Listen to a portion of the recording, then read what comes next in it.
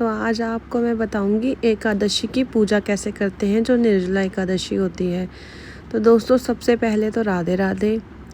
और देखिए, सबसे पहले हमें पीले रंग का वस्त्र बिछाना है। अगर आप चौकी लगाना चाहते हैं तो आप चौकी भी लगा सकते हैं, नहीं तो आप अपने लड्डू गोपाल जी को, नारायण जी को वहीं विराजमान कर सकते हैं जहां आपका मंदिर होगा।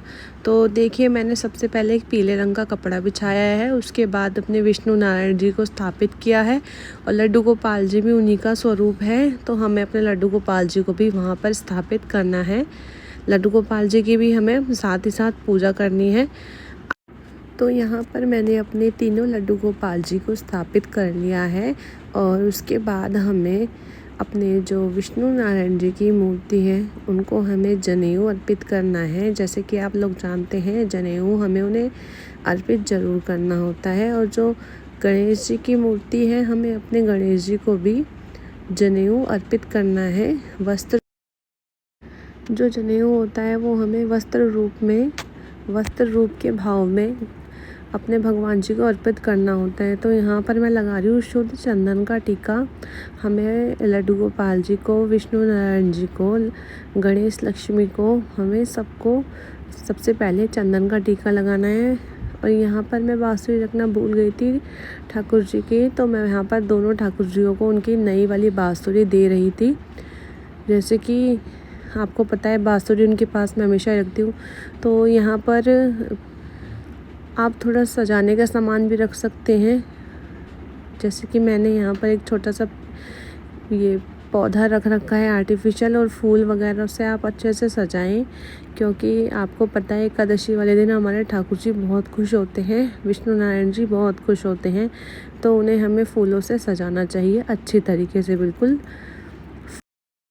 तो बस मैं यहाँ भाव रूप एकदम अपने भाव से, मन से यहाँ पर अपने लड्डू गोपाल जी को पुष्पों में सजा रही हूँ। जितना हो सके मैं आपको अच्छे से यहाँ पर अपने ठाकुर जी के पास आप माला भी चढ़ा सकते हैं। अगर आपके पास गेंदे की माला नहीं है, अगर आपके पास खुले फूल हैं तो आप खुले फूल भी चढ़ा सकते हैं। मेरे पास खुले ही फूल थे, तो यहाँ पर मैं खुले ही फूल चढ़ा रही हूँ।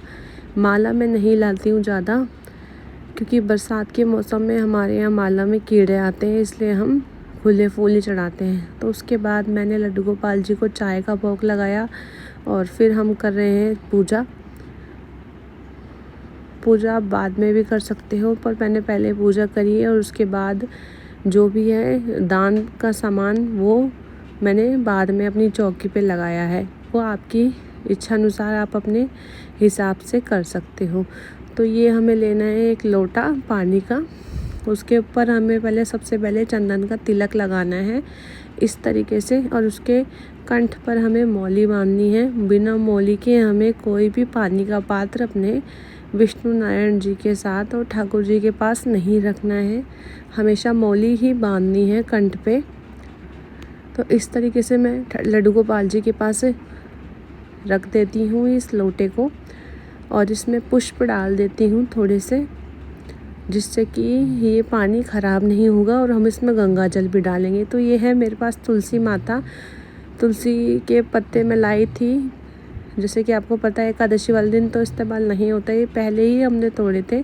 और ये है मंजरी तुलसी की, जो कि मैं अपने ठाकुर जी को अर्पित कर चुकी हूँ, और ठाकुर जी को अर्पित करनी ही चाहिए मंजरी।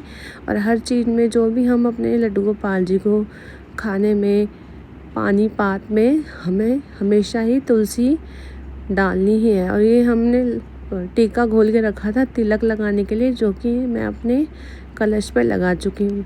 अब हम कर लेंगे पूजा पाठ करने के बाद हमें अपने लड्डू गोपाल जी को ऋतु फल लगाना है, फलाहार का भोग लगाना है। आपको पता है, आज के दिन निर्जला एकादशी के दिन पानी का प्रयोग नहीं किया जाता। जो लोग व्रत रखते हैं वो फल ही खाते हैं बस। तो उसके बाद ये है मटका, जो कि आपको कंठ तक इसमें पानी भर लेना है पूरा, और अच्छे से इसको अपने चौकी के यहाँ विराजमान करना है। और ये चीनी है, इसे हम मटके के अंदर नहीं डाल सकते, क्योंकि चीनी से मटका ख़राब हो जाता है। और ये है खरबूजा, इसको भी हम इसके ऊपर रखेंगे, ये तीनों चीज़ों का हमें दान करना होता है आज के दिन, निर्जला एकादशी के दिन और गंगा दशहरे के दिन। अगर आप इस चीज़ का दान करोगे तो आपको बहुत पुण्य प्राप्त होता है।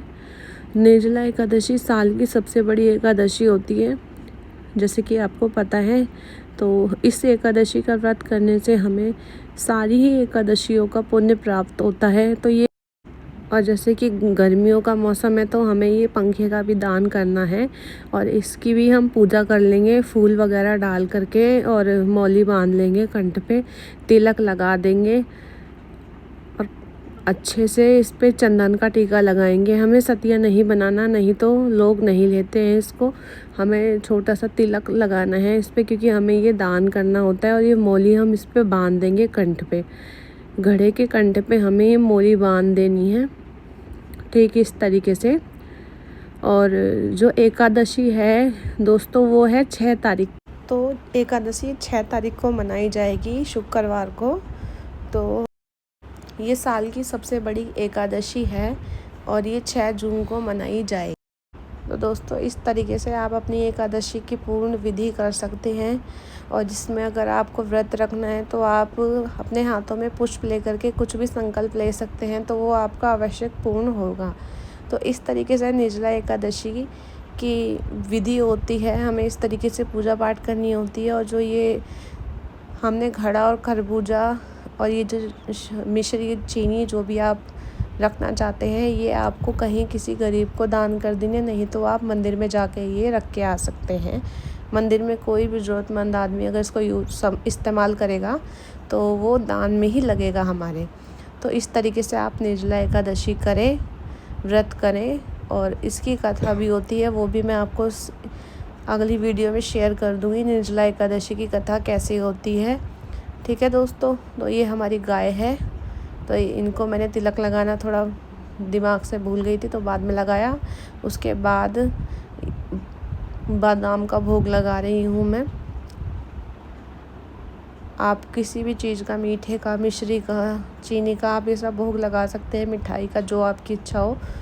तो बस ये था कुछ आज की वीडियो। पसंद आई हो तो लाइक करना।